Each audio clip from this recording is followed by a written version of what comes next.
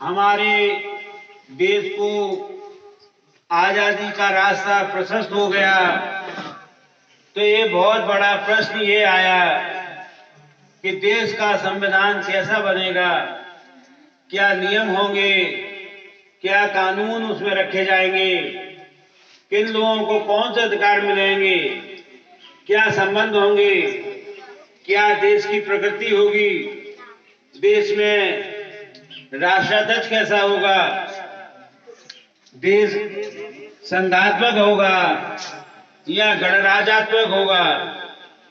इस तरीके के बहुत से प्रश्न वहां एकत्रित हो गए। देश का संविधान कैसा बनाया जाएगा, क्या होगी इसकी प्रारूप, कैसा होगा इसका प्रकृति। इस सब दुष्कर कार्य को करने का वीणा हमारे महान भारत माता के सपूत डॉक्टर भीमराव अम्बेडकर जी ने अपने हाथ में लिया। इन्होंने पूरे संविधान को ड्राफ्ट किया और उस ड्राफ्टिंग में उन्होंने इस प्रकार की रूपरेखा बनाई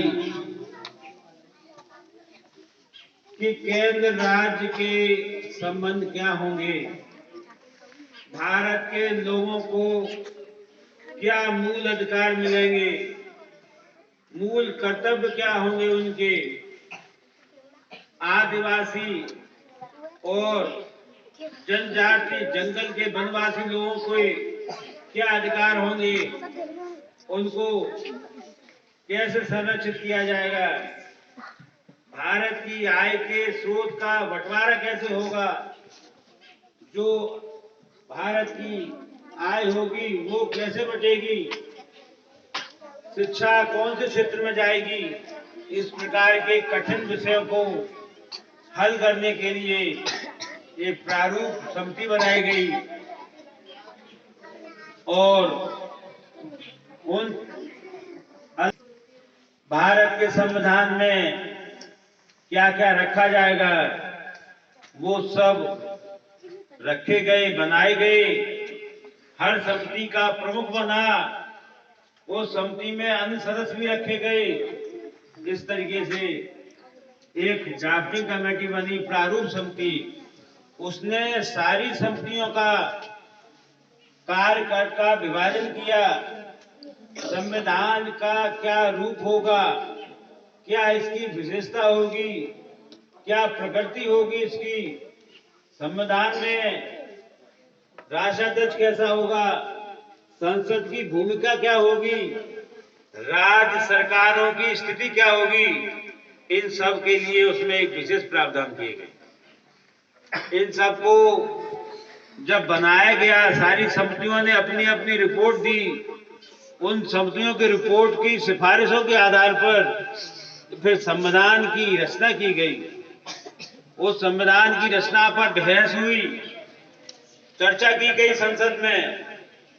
बहुत से नए नियम रखे गए, कुछ नियमों में संशोधन किया गया, कुछ नियम हटा दिए गए।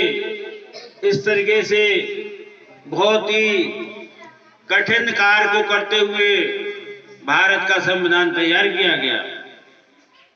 इस संविधान के निर्माता होने का वास्तविक जो श्रेय जाता है वो डॉक्टर भीमराव अम्बेडकर जी को जाता है।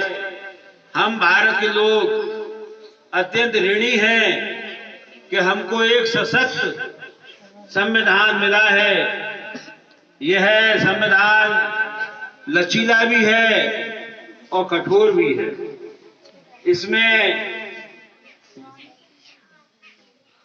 इसमें अधिकारियों के और राजनेताओं के विशेष अधिकार भी हैं, लेकिन साथ ही गरीब और कमजोर लोगों के लिए भी व्यवस्थाएं रखी गई हैं। आदिवासी, वनवासी, अनुसूचित जाति, अनुसूचित जनजाति के लोगों को विशेष प्रावधान दिए गए। लेकिन इसके साथ ही साथ अन्य लोगों के अधिकार भी सुरक्षित रखे गए और भारत के हर नागरिक को मूल अधिकार दिए गए। फिर प्रश्न ये आया कि कुछ ऐसे भी भारत में लोग रहते हैं जो विदेशी नागरिक हैं, उनको कौन से अधिकार दिए जाएंगे? जो विदेशी लोग भारत में विभिन्न देशों से आकर यहाँ रहते हैं, अन्य देशों का प्रतिनिधित्व करते हैं, उनके लिए भी मूल अधिकारों में जगह दी गई। यह इसकी बहुत ही विशेष विशेषता मानी जाएगी कि भारतीय संविधान में भारत के नागरिकों के लिए भी व्यवस्थाएं हैं और उन लोगों के लिए भी व्यवस्थाएं हैं जो भारत का नागरिक नहीं है।